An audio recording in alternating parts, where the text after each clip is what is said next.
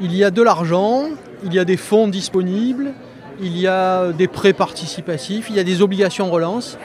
Ce n'est pas l'argent qui manque.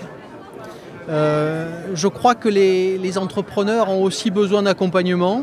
Je crois que les entrepreneurs ont été pris au dépourvu quand cette crise est survenue. Personne ne s'y attendait, dans son ampleur. Ça a duré quelques mois finalement, cette période de léthargie. Mais très rapidement, les entrepreneurs ont su rebondir, se sont adaptés d'abord, ont pris des mesures pour résister. Nous, on a procédé à une croissance externe qui a permis à une de nos participations de doubler de taille.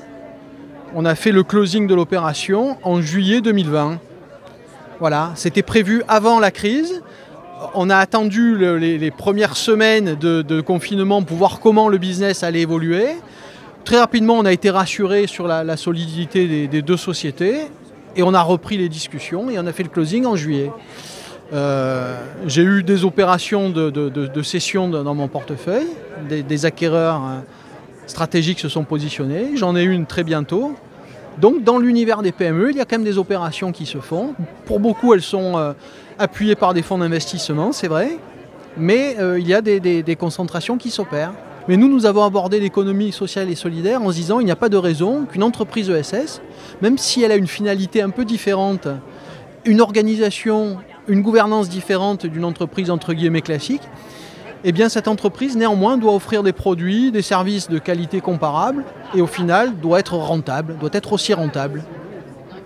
C'est comme ça qu'on a abordé les choses et donc en disant à nos souscripteurs dans ce fonds, on va soutenir les modèles de l'économie sociale et solidaire, on va soutenir les entreprises, mais on va viser à accompagner des entreprises qui vont se développer, qui vont faire la preuve de leur rentabilité, et ça nous permettra d'avoir un fonds qui aura une rentabilité positive. Alors certes, on n'attend pas la même rentabilité que dans nos fonds classiques, néanmoins ce fonds a vocation à être rentable. Il est à quel niveau aujourd'hui ce fonds? C'est un fonds qui fait une dizaine de millions d'euros. Et qui a pour ambition de soutenir une vingtaine d'entreprises de l'économie sociale et solidaire. On n'a pas mis de critères ni d'ancienneté ni de taille de chiffre d'affaires.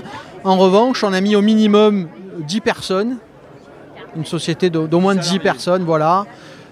C'est pour nous le premier critère de solidité de cette entreprise. Donc ça veut dire qu'on va regarder aussi bien des entreprises qui ont plusieurs années, voire plusieurs dizaines d'années d'existence, avec un historique de chiffre d'affaires et de rentabilité, mais on va également s'intéresser, pour une part plus réduite certes, mais néanmoins à des startups.